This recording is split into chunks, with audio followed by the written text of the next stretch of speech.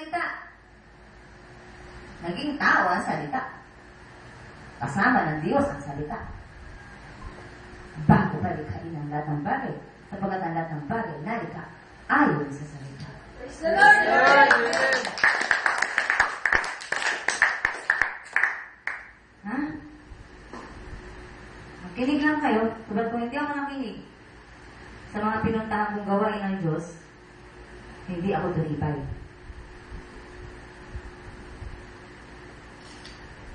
May mga tao talagang gifted eh. Nung nagkasakit yung buso kong anak, may na-encounter akong magagamot. So kung paano pamamaraan niya, meron siyang gamit na nasa riha. Okay? Sinang siyang babae, hindi ko na matandaan kung paano ko siya narating.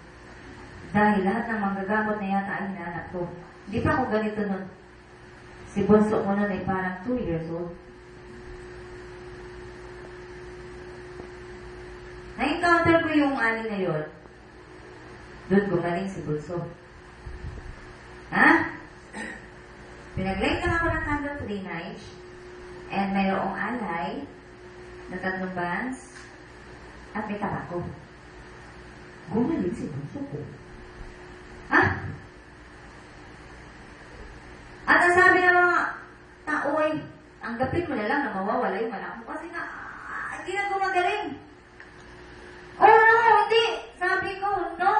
Hindi ko mananggap. Binigay ni God sa akin yan eh. Bakit kukunin sa akin? Gumaling ba yung buso ko? Ayan yung buso ko. Praise the Lord! Ha? At yung alay yun, na ginamit ni God na makagamot sa anak ko, tinanong ko. Sabi ko, Nay, tingnan mo naman ako, tingnan mo yung mukha ko. Huwag mo tingnan yung palad ko. Yung mukha ko, ayaw ko kasi pag yung palad na tinitingnan. Kasi naaaral yan, di po ba? Mukha ko lang. Sabi ko, magiging manggagamot ba ako? Tanong ko sa kanya. Sabi niya, oo. Ilan po? 40 pataas. 45 ako ngayon.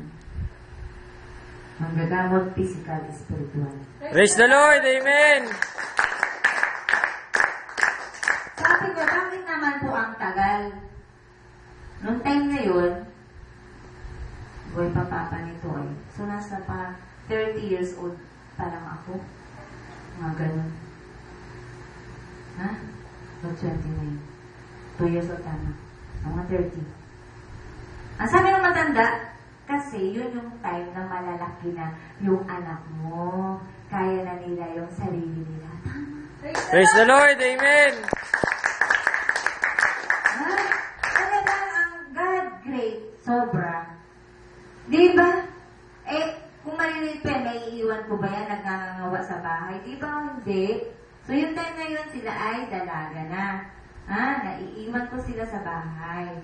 Darating ako, tulog na. Ha? Galing ako sa panggagamot. Ha? Hindi ako yung manggagamot na naghihintay lang ng pasyente. Hindi. Pupunta ako sa mga lugar kung saan dalhin ng Diyos yung aking paa. Ha? Ganon ang buhay ko noon. Okay? So doon, physical yung inanap. Physical kasi pag sinabi manggagamot ka, physical, di ba? Pero pinalalim, hindi lang physical, spiritual. Praise the Lord! Amen! Nalayaw na, ilan lamang yun sa mga naging kwento. Ha? So, pakatandaan natin na kailangan ang maging kaibigan natin ay si Jesus. Mali ay mali.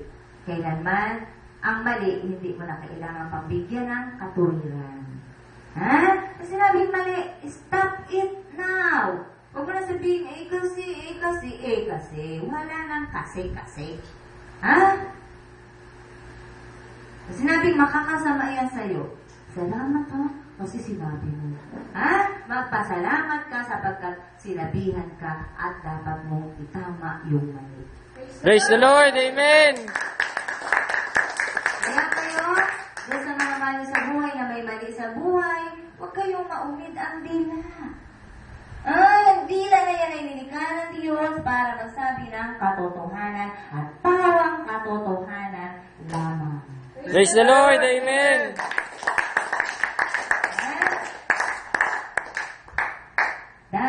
ang pagsisinungaling ay magdadala sa iyo sa kapahamakan. Dahil ang tatay ng kasinungalingan ay walang iba kundi si Satanas. Ha? Kaya sa pagbawat pagsisinungaling nyo, isipin nyo kung sino uutos sa inyo magsinungaling. Sa mga anak ko, ha? Tumatanggap ako ng pagkakamali ninyo. Huwag nyo lang ito-tolerate. Ha? Huwag nyo na lamang bulbulin pa yung dila nyo sa pagsisinungaling para lang ma-please si mama. No! Nakayaan kami, kumain kami sa Jollibee, nag-video kami, nagtatuwaan kami. Okay? Ang pagsasabi ng tapat, pagsasama ng kaluwag. Praise the Lord. Amen. Katotohanan ang ating tinatanggap mula sa Diyos, kaya dapat katotohanan din ang lalabas sa ating mga labi. Amen? Praise the Lord. Amen. Kaya ano ba ang kaguluhan na sasapit sa isang taong ang ginagawa ay pawang kapayapaan? Meron ba ang kaguluhan sasapit sa taong yan? Wala. Kung kapayapaan ang iyong ninanais ng puso mo, ito'y iyong makakasal. Praise the Lord. Amen. Bakit yung nagbibigay ng kapayapaan? Walang iba kundi si Jesus. Kunin mo muna si Jesus. Tanggapin mo muna si Jesus para mapasayo ang kapayapaang hinahanap mo. Praise the Lord. Amen. Siya magtuturo sa'yo ang mga gagawin mong tama at totoo. Ha? Meron bang magulo? Sa pinag-uusapan natin, ano naman diba? Medyo binabababa ko na nga yung boses ko para wala na magalit sa akin. Ha? Pero kung may mga tao man na nasasaktan dahil sa katotohanan, yan ay dahil mahal ko kayo. Praise the Lord. Amen. Yan na nga totoo. Ako'y nagbiting pumasok sa langit. Sabi nga walang pang pumunta ro na bumalik. Meron nagkukwento na nakarating sila doon. Ha? Paano ka ba naging tao? Saan ka ba galing? Sa nanay tatay mo? Saan galing nanay tatay mo? Sa lulot-lulo mo? Saan galing yung lulot-lulo mo? Sa lulot-lulo din ng mga ninuno mo? Saan sila galing yung pinakaubat ninyo? Ha? Paano ba nakakalabas yung baby sa isang maliit lamang na lagusan? Kung hindi mo yan nasagot, manahimik ka na. Hanapin mo yung gumawa mo. Praise the Lord. Amen. At kapag naguguman mo yung gumawa ng lahat ng himala, asahan mo, susundan ka rin ang mga himala sa buhay mo. Praise the Lord. Amen.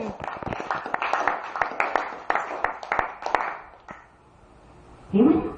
Himala. Ayaw ko mag-teacher eh. Ayaw ko gumawa ng lesson plan. Himala. Teacher ako ngayon. Sa babae ng Diyos. Purihin ng Diyos. Praise the Lord. Amen.